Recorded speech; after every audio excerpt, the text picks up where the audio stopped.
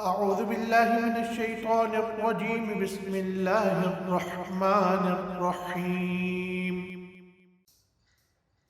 إذا جاء نصر الله والفتح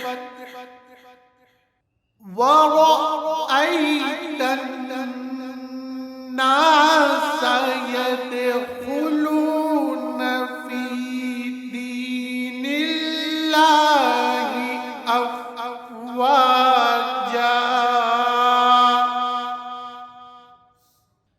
فسبح بحمد ربك واستغفر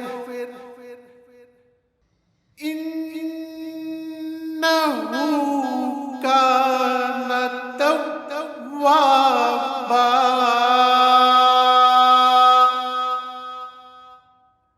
صدق الله